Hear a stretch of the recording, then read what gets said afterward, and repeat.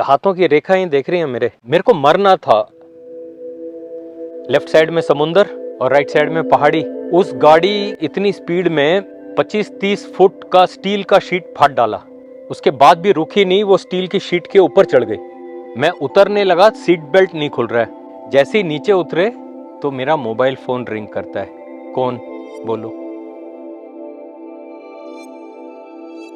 ये पृथ्वी मां हमारे बोझ को ना सहरी होती थी।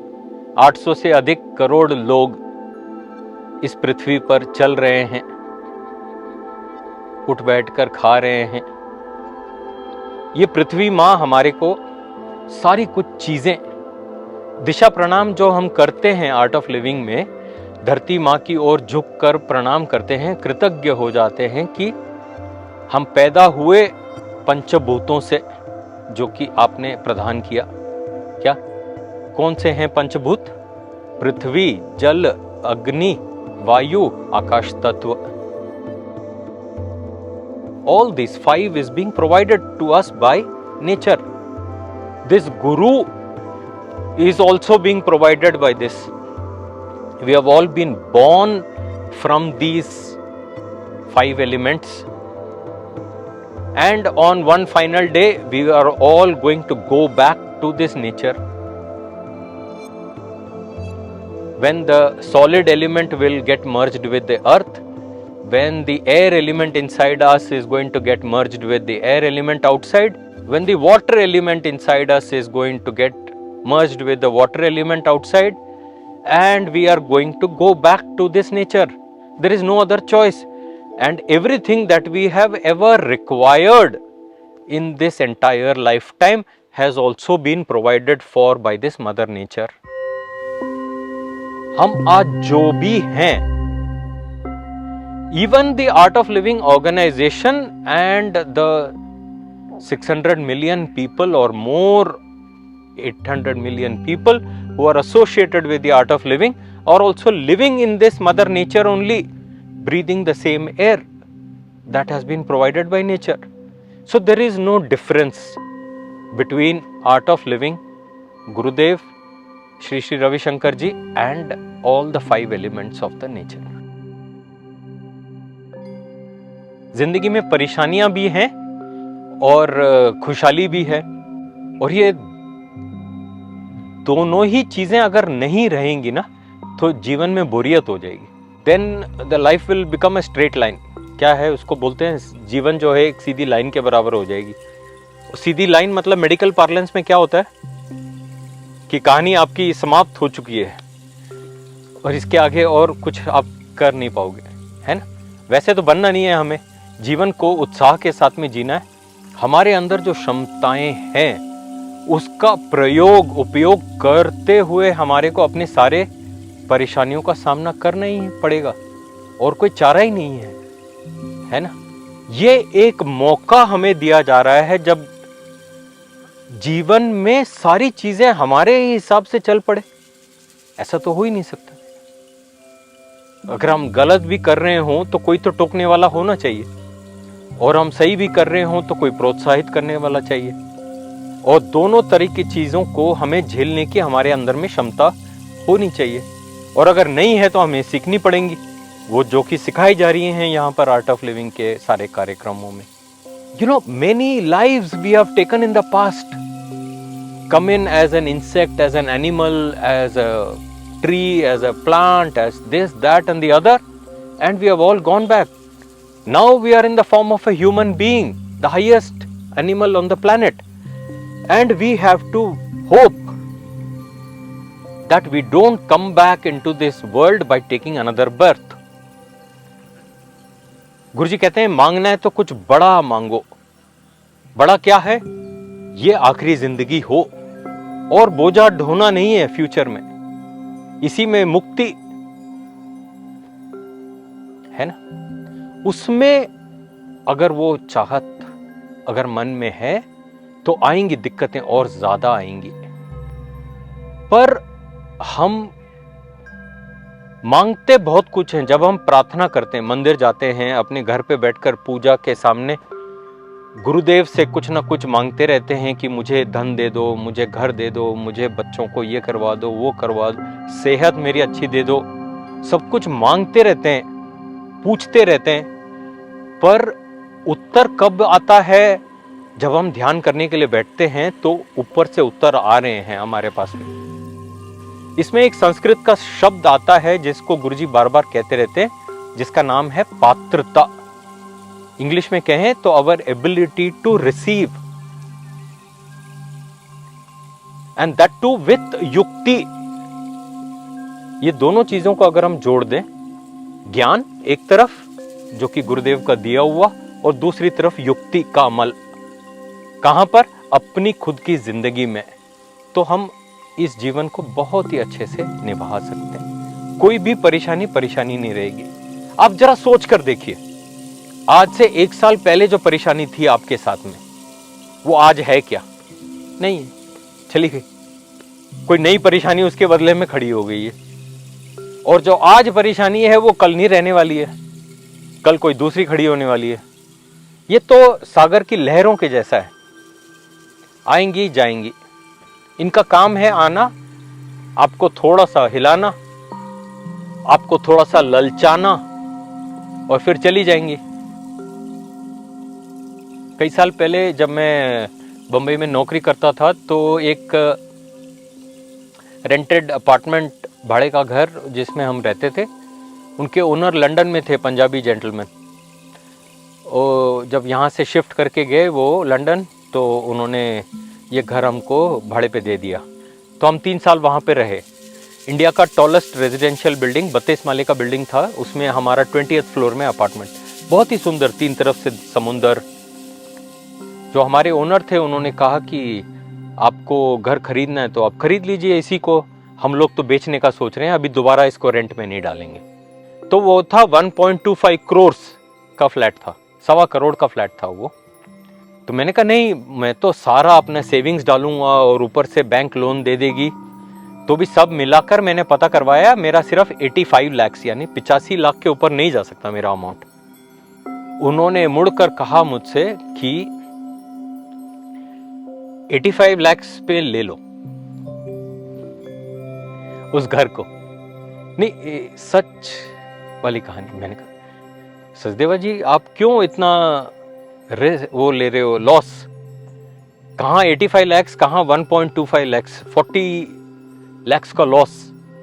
तो उन्होंने कहा ले लो बच्चे, वो हमारी भी जब नई शादी हुई थी तो हमने ये घर खरीदा था, हमारे दोनों बच्चे भी यहीं पे हुए, और आप लोग भी ट्राई कर रहे हो अभी बच्चों के लिए, तो आप ले लो और खुश रहो इसमें, 85 में ले लो आप, चलो। और बाद में तेरे पास में पैसे बन गए तो तुम दे देना, मैं चला जाता हूं फिर बेच के तुम लोगों को। तो मैंने कहा नहीं, रुको 1 मिनट, गुरुदेव को फोन करके पूछते हैं बेंगलोर में। तो गुरुजी को फोन लगाया बंबई से, तो गुरुजी ने कहा नहीं, ये सब बातें फोन पे नहीं करना, तुम आ जाओ तुम दोनों। तो मैं और मेरी पत्नी मोना जी दोनों, हम लोग बॉम्बे से बेंगलोर आ गए, गुरुजी के सामने मिले और बात की गुरुजी से। तो गुरुजी ने ऐसे थोड़ी देर के लिए आंख बंद की और फिर खोल के 2 चीजें बोली, not now, not this house.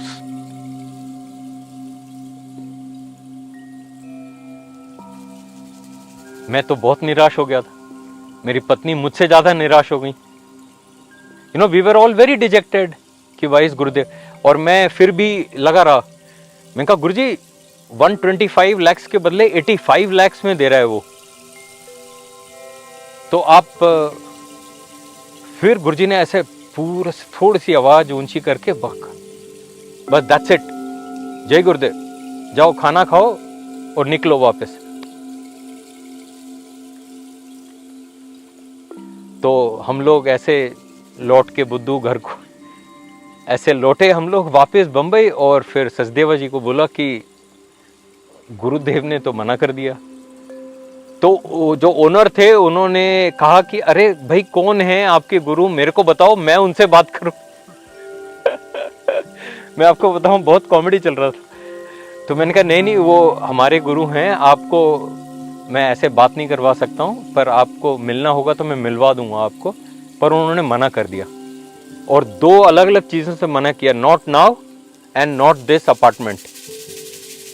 उसके ठीक 1-2 महीने के बाद हम लोगों ने ऐसे 300-500 मीटर दूर कफ परेड करके एक जगह है, वहां पर भी एक अति सुंदर बिल्डिंग जो भी सी फेसिंग था, वहां पर हमने किराए में बैंक ने फ्लैट लिया दूसरा और हमको दिया रहने के लिए।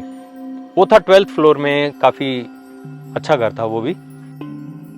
उसकी छत पर हम लोग बैठकर एक सैटरडे की शाम को कुछ लोग 10-20 लोग ऐसे कुछ पार्टी कर रहे थे रात में 11:30-12 बजे।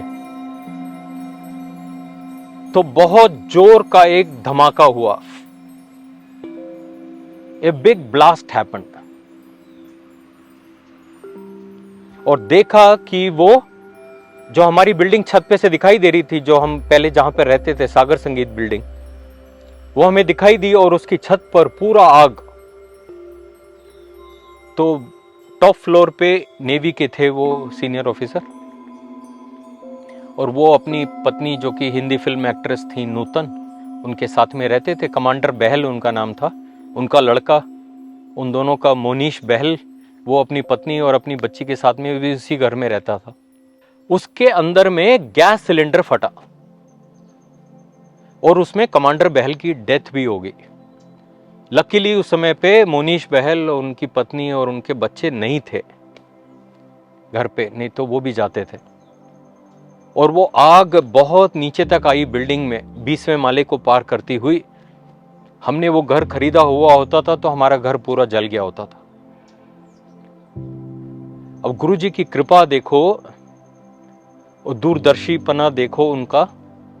और उसके कई समय के बाद में मैंने मलाबार हिल में एक फ्लैट खरीदा, जिसके गृह प्रवेश के लिए गुरुजी यूएस से लौटते समय हमारे बंबई में रोककर हमारे घर पर गृह प्रवेश के लिए आकर खाना वाना खाकर कुछ देर आराम कर कर गए उस दिन। तो ये क्या कह सकते हैं, परेशानी आई जिसमें बहुत अच्छा बेनिफिट दिख रहा था, ऐसे कि बहुत हम इसमें कमा लेंगे, इतना सस्ते में घर मिल रहा था। पर आगे जाकर क्या होने वाला है वो कौन देख पाया? सिर्फ गुरुदेव देख पाए। तो जो वो कह रहे हैं आपके लिए, उसको पूरी तरह से सुनना है और उसको अपनी जिंदगी में निभाना है।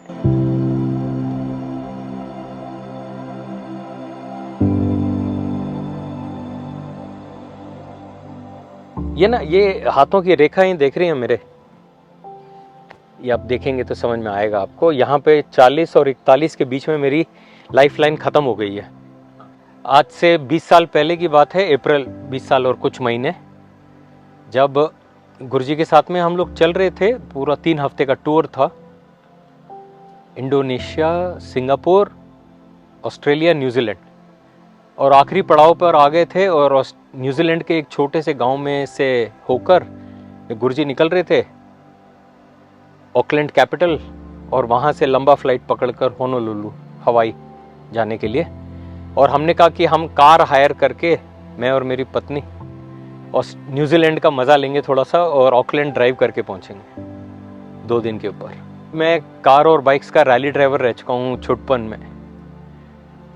लॉन्ग डिस्टेंस रैलीज मेरा फेवरेट पैशन होता था। तो हमने कार हायर किया। 2 और टीचर मिले हमें, एक हांगकांग के और एक ऑस्ट्रेलिया के। उन्होंने कहा क्या हम भी आपके साथ में आ सकते हैं? हमने कहा आ जाओ। तो हम चारों जन कार में आ रहे हैं और एक एक करके इतने थके हुए थे ना गुरुजी के साथ में ट्रैवल कर करके कि सारे के सारे सो गए। और आखिर में गाड़ी चलाते चलाते मैं भी सो गया। 115 किलोमीटर की स्पीड पे पहाड़ों में गाड़ियां चलाते चलाते, लेफ्ट साइड में समुंदर, नीचे 4000 फीट, और राइट साइड में पहाड़ी। और इंडिया के जैसा है राइट हैंड ड्राइव, न्यूजीलैंड भी। मेरी वाइफ कहती हैं कि वो सोई नहीं थी, पीछे से उन्होंने आवाज़ लगाई, पर मैं गहरी नींद में चला गया था। 3 हफ्ते मैंने सिर्फ 2 घंटा सोया हूँगा एवरेज पर नाइट। पर गुरुजी का बॉडी फिजिकल प्रेजेंस जैसे ही हटा तो वो थोड़ा तो ड्रॉप होता है ना, वो हुआ और नींद लग गई। गाड़ी बजरी पर उतरी सड़क से नीचे, और वहां पे एक स्टील का शीट लगा रहता है, वो वेस्टर्न कंट्रीज में ज़मीन से 2-2.5 फुट ऊपर तक मोटा स्टील का शीट होता है ताकि हम समुंदर में ना गिर जाएं। उस गाड़ी ने इतनी स्पीड में 25-30 फुट का स्टील का शीट फाड़ डाला। लेफ्ट साइड के दरवाजे सारे टूट गए, बम्पर आधा हो गया दब के इम्पैक्ट में। स्पोर्ट्स कार थी बड़ी लंबी, उसके बाद भी रुकी नहीं, वो स्टील की शीट के ऊपर चढ़ गई और उसके ऊपर भी 10-15 फुट जाने के बाद में एक खंबे से टकराई वो कार और फिर जाके रुकी और आखिर में ऐसे डोल रही थी। आगे 2 जन, पीछे 2 जन। शैज नारायणन जो टीचर हमारे ऑस्ट्रेलिया के, मैप्स लेके बैठे थे और सो गए थे, सबसे पहले वो सो गए थे और वो सीट बेल्ट पे लटक रहे थे और दरवाजा नहीं था तो कार के बाहर लटक रहे थे। तो मुझे लगा कि ये मर गए। मैं उतरने लगा, सीट बेल्ट नहीं खुल रहा है, दरवाजा नहीं खुल रहा है, कुछ भी नहीं खुल रहा है। तो उसके बाद में क्या किया हम लोगों ने, वो सीट बेल्ट के नीचे से ऐसे लेट के निकला मैं बाहर, लात मार मार के दरवाजा खोला राइट साइड का और मैं नीचे छलांग लगाने गया तो देखा कि कार तो जमीन पर नहीं है, 2-2.5 फुट ऊपर है, पैर नहीं पहुंच रहा है नीचे और कार जो है मेरे उतरते से ही पलट जाएगी ऐसा लग रहा था मुझे, क्योंकि उस साइड में लोड हो जाएगा। तो इसलिए मैंने देखा कि शायद तो अभी भी मेरे को लगा मर गया एक्सीडेंट में। तो मैंने लेफ्ट हैंड से जोर का उसको चांटा मारा तो वो जग गया एकदम और पूछा कि पहुंच गए क्या। मतलब इतनी गहरी नींद में सोया था कि एक्सीडेंट का भी पता नहीं चला उसको, बताओ। और फिर उसको खींचा इस तरफ कि भैया इस तरफ आ जाओ, और बैक वाली सीट में भी श्रीपाल मुंशी जो दूसरे टीचर थे और मेरी पत्नी दोनों एक एक करके नीचे उतरे हम लोग। जैसे ही नीचे उतरे तो मेरा मोबाइल फोन रिंग करता है। कौन, बोलो? गुरुदेव स्वयं दूसरे वाले एयरक्राफ्ट में बैठ गए हैं, ऑकलैंड से जो होनोलुलु जाने वाला है, लॉन्ग डिस्टेंस फ्लाइट। उसमें पीछे से एयर होस्टेस चिल्ला रही हैं, Mister Ravishankar please shut your phone, we are about to take off. वो चिल्ला रही है और गुरुजी आराम से बात कर रहे हैं। हाँ शिवा, ज्यादा चोट तो नहीं लगी तुम्हें? और मेरे मन में क्या चल रहा है कि ये तीनों में से किसने बता दिया गुरुजी को या मैसेज डाल दिया। किसी ने नहीं डाला था पर उनको पता लग गया। मेरे को मरना था उस वाले एक्सीडेंट में, मेरी जिंदगी खत्म थी। और आज मैं अगर जी रहा हूं उसके 20 साल और कुछ महीने के बाद में, तो वो पूरा बोनस है, गुरुदेव की कृपा है ना। That is the presence. सुख में रहें ना रहें, दुख में जरूर आपके साथ हैं।